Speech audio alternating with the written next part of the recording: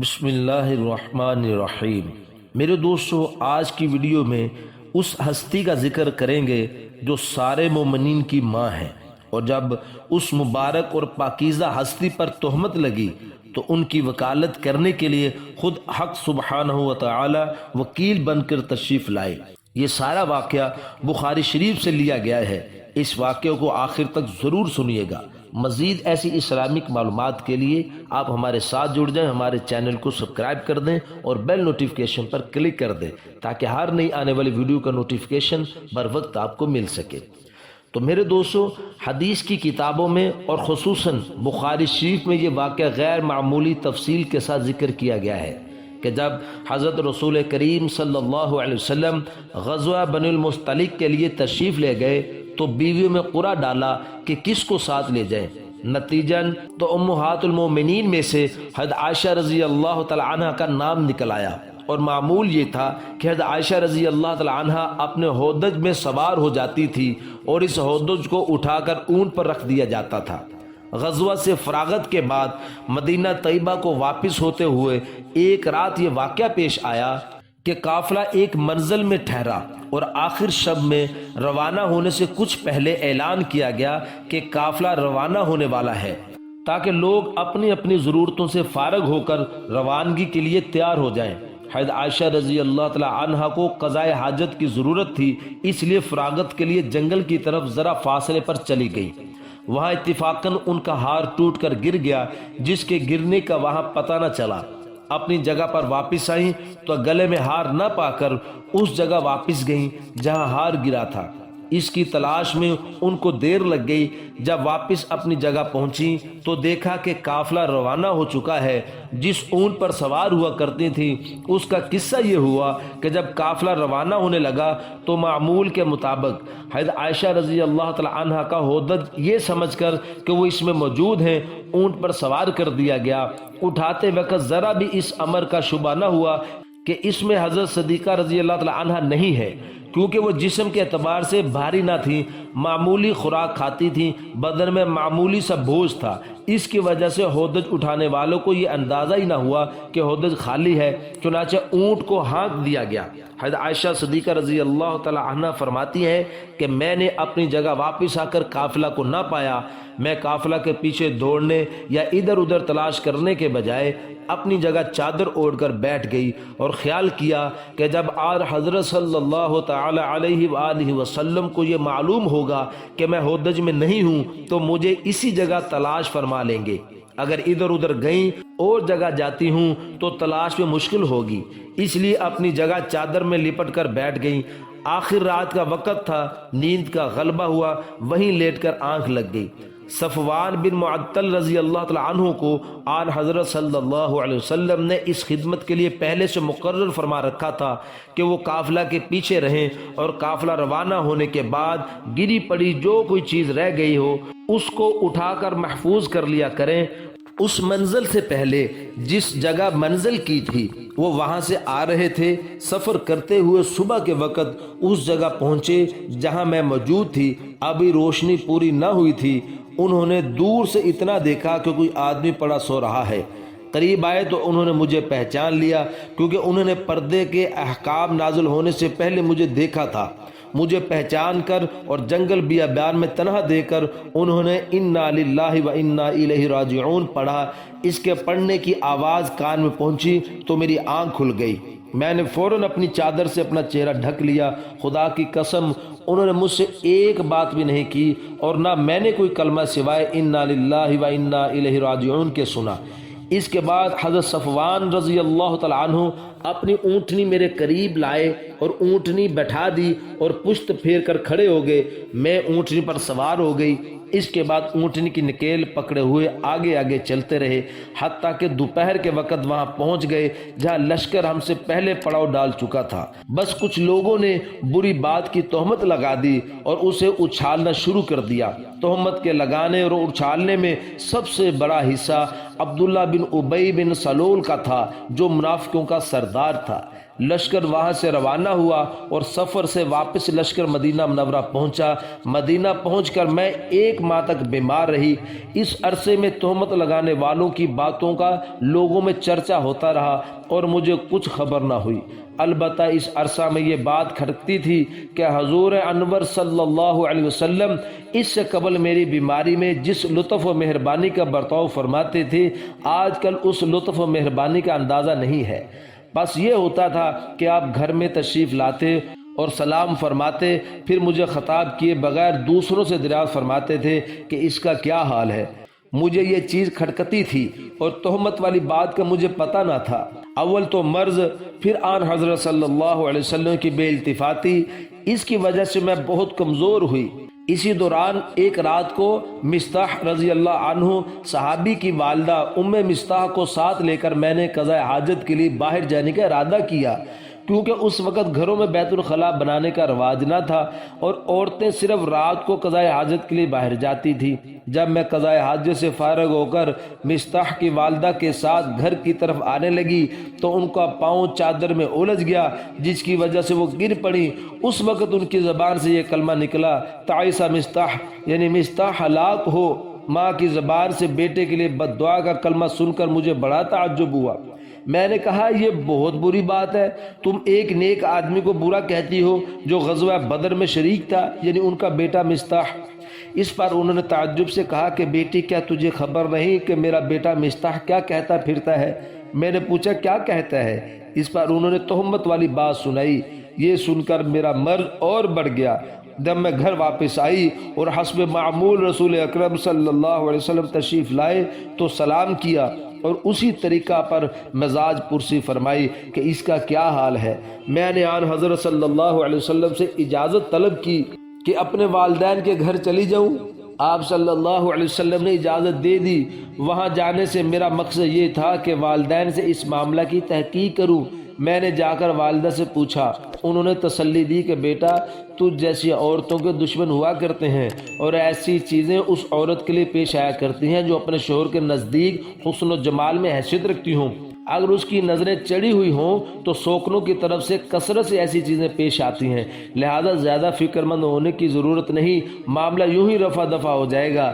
میں نے کہا سبحان اللہ، لوگوں میں اس کا چرچا ہو چکا ہے، میں اس پر کیسے صبر کروں؟ میں ساری رات روتی رہی، نہ میرے آنسو تھمے نہ آنکھ لگی۔ حضور اکرم صلی اللہ علیہ وسلم بھی چونکہ اس خبر کے پھیلنے سے بہت غمگین تھے اور اس بارے میں اب تک کوئی وحی نازل نہ ہوئی تھی، اس لیے آپ صلی اللہ علیہ وسلم نے حضرت علی کرم اللہ وجہہ اور حضرت اسامہ رضی اللہ تعالیٰ عنہ سے، دونوں گھر ہی کے آدمی تھے، مشورہ لیا کہ ایسی حالت میں کیا کرنا چاہیے۔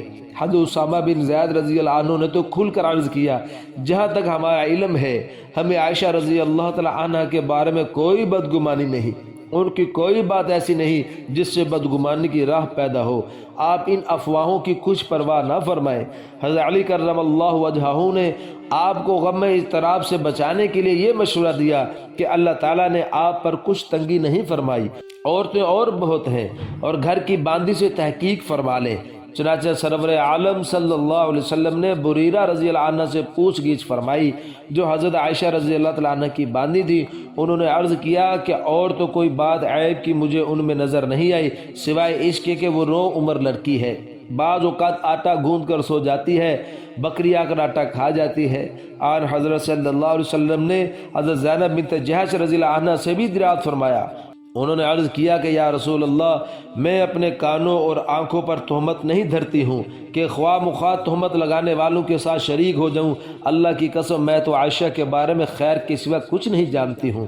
حضرت عائشہ رضی اللہ تعالیٰ عنہ نے فرمایا کہ حضور اقدس صلی اللہ علیہ وسلم کی بیویوں میں ایک زینب ہی ایسی تھی جو میرے مقابلہ میں فخر سے یہ بات کر لیتی تھی۔ اللہ جل شانہ نے ان کے تقوی کی وجہ سے تہمت میں شریک ہونے سے بچا لیا اور ان کی بہن حمنہ ان کی وجہ سے مد مقابل بن کر کھڑی ہوگی اور تہمت میں حصہ لے لیا۔ اس کے بعد حدیث میں آن حضرت صلی اللہ علیہ وسلم کا مسجد میں خطبہ دینا اور تہمت گڑنے والوں اور افواہ پھیلانے والوں کی شکایت فرمانا اور حاضرین کا سوال و جواب مذکور ہے۔ آگے کا قصہ حضرت عائشہ رضی اللہ تعالیٰ عنہ یوں بیان فرمایا کہ مجھے یہ سارا دن پھر دوسری رات بھی روتے ہوئے گزری۔ صبح کو سویرے میرے والدین بھی میرے پاس آ گئے اور میں اس قدر رو چکی تھی کہ مجھے گمان ہونے لگا کہ میرا کلیجہ پھٹ جائے گا۔ میرے والدین پاس بیٹھے ہوئے تھے کہ رسول اللہ صلی اللہ علیہ وسلم تشریف لائے اور میرے پاس بیٹھ گئے، اور جب یہ قصہ پھیلا تھا اس وقت سے آپ میرے پاس آ کر نہ بیٹھے تھے، اور 1 ماہ کا عرصہ گزر چکا تھا جس میں میرے اس موجودہ معاملہ میں آپ پر کوئی وحی نازل نہیں ہوئی تھی۔ اس موقع پر آپ صلی اللہ علیہ وسلم نے خطبہ شہادت پڑھا اور فرمایا کہ اے عائشہ، مجھے تمہارے بارے میں یہ باتیں پہنچی ہیں، اگر تم بری ہو تو ضرور اللہ تعالیٰ تمہیں بری کر دیں گے، یعنی برات کا اظہار بذریعہ وحی نازل فرما دیں گے، اور اگر تم سے کوئی لغزش ہو گئی ہے تو اللہ سے توبہ استغفار کرو، کیونکہ بندہ جب اپنے گناہ کا اقرار کر کے توبہ کر لیتا ہے تو اللہ اس کی توبہ قبول فرما لیتے ہیں۔ جب رسول اللہ صلی اللہ علیہ وسلم نے اپنا کلام پورا فرما لیا تو میرے آنسو بالکل خشک ہو گئے تھے کہ میں نے محسوس کیا کہ آنکھوں میں ایک قطرہ بھی نہیں ہے۔ میں نے اپنے والد حضرت ابو بکر صدیق رضی اللہ تعالیٰ عنہ سے کہا کہ آپ رسول اللہ صلی اللہ علیہ وسلم کی بات کا جواب دیجئے۔ اس پر حضرت ابو بکر صدیق رضی اللہ تعالیٰ عنہ نے عذر پیش کیا کہ میں کیا کہہ سکتا ہوں۔ پھر میں نے اپنی والدہ سے عرض کیا کہ آپ جواب دیجئے۔ انہوں نے بھی عذر کر دیا کہ میں کیا کہہ سکتی ہوں۔ اب مجبور ہو کر مجھے ہی بولنا پڑا۔ میں ایک کم عمر لڑکی تھی، اب تک قرآن بھی زیادہ نہیں پڑھ سکتی تھی۔ اس وقت اس رنج و غم اور انتہائی صدمہ میں جبکہ اچھے عقلاء کے لیے بھی معقول بات کرنا آسان نہیں ہوتا، حضرت صدیقہ رضی اللہ تعالی عنہ نے جو کچھ فرمایا وہ ان کی ہوش مندی، عقل مندی اور ہمت و متانت کا ایک نمونہ ہے۔ حضرت عائشہ رضی اللہ تعالی عنہ نے آن حضرت صلی اللہ علیہ وسلم اور اپنے والدین سے مخاطب ہوتے ہوئے عرض کیا کہ باخدا مجھے معلوم ہو گیا ہے کہ آپ حضرات نے اس بات کو سنا اور سنتے رہے، یہاں تک کہ آپ کے دل میں یہ بات بیٹھ گئی اور آپ نے اس کی عملاً تصدیق کر دی۔ اب اگر میں کہتی ہوں کہ میں اس سے بری ہوں تو آپ حضرات میری تصدیق نہ کریں گے، اور اگر میں ایسے کام کا اعتراف کر لوں جس سے میرا بری ہونا اللہ جل شانہ کو معلوم ہے تو آپ حضرات مان لیں گے۔ واللہ اب میں اپنے اور آپ حضرات کے بارے میں کوئی مثال بجز اس کے نہیں پاتی جو یوسف علیہ السلام کے والد نے اپنے بیٹوں کی غلط بات سن کر فرمائی تھی کہ میں صبر جمیل اختیار کرتا ہوں اور اللہ سے اس معاملے میں مدد طلب کرتا ہوں جو تم بیان کر رہے ہو۔ حضرت عائشہ رضی اللہ تعالی عنہ فرماتی ہیں کہ اتنی بات کہہ کر میں وہاں سے ہٹ کر اپنے بستر پر جا لیٹی۔ واقعہ بیان کرتے ہوئے فرمایا کرتی تھی کہ مجھے یقین تھا کہ جیسا کہ میں فی الواقعہ بری ہوں اللہ تعالیٰ ضرور میری برات کا اظہار فرما دیں گے، لیکن یہ ذرا بھی خیال نہ تھا کہ میرے اس معاملہ میں کلام اللہ کی آیات نازل ہوں گی جو ہمیشہ تلاوت کی جائیں گی، کیونکہ میں اپنی حیثیت اس سے بہت کم سمجھتی تھی۔ مجھے امید تھی کہ آن حضرت صلی اللہ علیہ وسلم کوئی ایسا خواب دیکھ لیں گے جس میں اللہ جل شانہ کی جانب سے میری برات ظاہر کر دی جائے گی۔ حضرت عائشہ صدیقہ رضی اللہ تعالی عنہ نے سلسلہ کلام جاری رکھتے ہوئے فرمایا کہ آن حضرت صلی اللہ علیہ وسلم اپنی اس مجلس سے اٹھے بھی نہ تھے اور گھر والوں میں سے کوئی گھر سے باہر نہیں نکلا تھا کہ آپ پر وہ کیفیت طاری ہوئی جو نزول وحی کے وقت ہوا کرتی تھی، جس سے سردی کے زمانہ میں آپ صلی اللہ علیہ وسلم کی پیشانی مبارک سے پسینہ پھوٹنے لگتا تھا۔ جب یہ کیفیت رفع ہوئی اور اس وقت جو وحی اللہ جل شانہ نے بھیجی وہ پوری ہوئی تو جب رسول کریم صلی اللہ علیہ وسلم نے ہنستے ہوئے سب سے پہلا کلمہ یہ فرمایا یا عائشہ احمد اللہ ام اللہ فقط براکی، یعنی اے عائشہ اللہ کی تعریف کرو، اللہ تعالیٰ نے تمہیں بری کر دیا۔ میرے والدین نے کہا کھڑی ہو جاؤ اور آن حضرت صلی اللہ علیہ وسلم کے پاس حاضر ہو اور آپ کا شکریہ ادا کرو۔ میں نے کہا کہ میں اس معاملے میں آپ صلی اللہ علیہ وسلم کے پاس حاضر نہیں ہوتی ہوں، میں اللہ کے سوا کسی کا احسان نہیں مانتی ہوں، میں صرف اپنے رب کا شکر ادا کرتی ہوں، اسی نے میری برات نازل فرمائی ہے۔